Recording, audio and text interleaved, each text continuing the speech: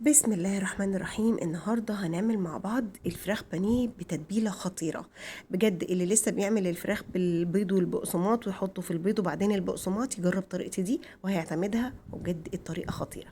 بصي القطعة شكلها حلو قوي، لونها ذهبي يعني بجد. بصوا مقرمشة قوي، الطبقة دي مش ماسكة يعني الطبقة اللي بره الناس بتشتكي انها بتقع، لا خالص. والفراخ من جوه فاتحة وحلوة جدا. تتبيله حلوه قوي وطريقه حلوه قوي، هتعتمديها عندك وهتعملي دايما بيها الفراخ بانيه وهتدعي لي. يلا نشوف الطريقه. اول حاجه الفراخ البانيه، وانا طبعا غسلها كويس قوي، وانا بغسلها بميه ودقيق وبحط لها شويه كربونات وبيخليها فاتحه وبيخليها كمان ما فيهاش زفاره خالص، وممكن ليمون.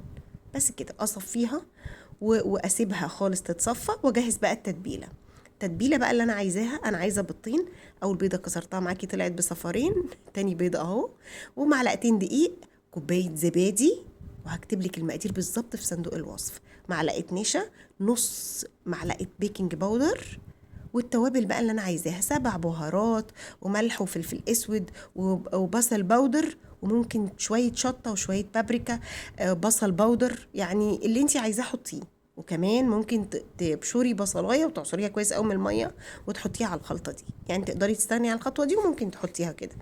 انقع بقى الفراخ في الخليط اللي انا عملته ده، واسيبها بقى ساعتين، اسيبها يوم في التلاجة كامل. كل ما تسيبيها في التتبيله دي بتشرب منها وبتبقى حلوه قوي. بس كده بقى مش هتحتاجي تحطيها في بيض تاني وبعدين بقسماط القصه اللي كنا بنعملها زمان. كده بقى هتاخديها على طول على الطبقه الخارجيه اللي احنا بنعملها بيها. اجهز بقى الطبقه الخارجيه. طبعا انا حطيتها في التلاجة وده تاني يوم. حطيت بقسماط على شويه دي، يعني زي بقسماط كريسبي كده من عند العطار او فيجيتار او اي حاجه بتدي قرمشه، وممكن بقسماط بس. على فكره بقسماط بس بتطلع مقرمشه وحلوه قوي. اجيب الفراخ اهي شربت الخلطه كلها اهي. طبعا الدقيق بيديها سماكه شويه كده والنشا بيخلوها مقرمشه حلوه قوي. بس اجيب الخلطه بتاعتي وابدا بقى احطها من الناحيه دي ومن الناحيه دي. الطريقه دي الطبقه الخارجيه ما بتقعش خالص خالص. وممكن تعمليها تحطيها في اطباق وتحطي ما بينهم ستريتش راب، وفي الفريزر تقدري تحتفظي بيها بالبيض والبقسماط بطريقه يعني بشكل طويل في الفريزر لاي وقت. تنفعك تطلعيها على طول على القليه، بتبقى حلوه قوي ولونها ذهبي، وكمان ما بتشربش زيت وما بتوش ما بتوسخش الزيت، يعني الزيت بيفضل نظيف لاخر لحظه. اهو خلصت الكميه اللي انا عايزاها، ودي انا عامله يعني نص كيلو شويه. يعني تقدري تعملي التتبيله دي لنص كيلو بس فراخ بانيه، بس انا عامله ازيد من نص كيلو. الزيت خلاص سخن، نزلت عليه بقطع البانيه بس تاخد لون. الناحيه التانية هقلبها.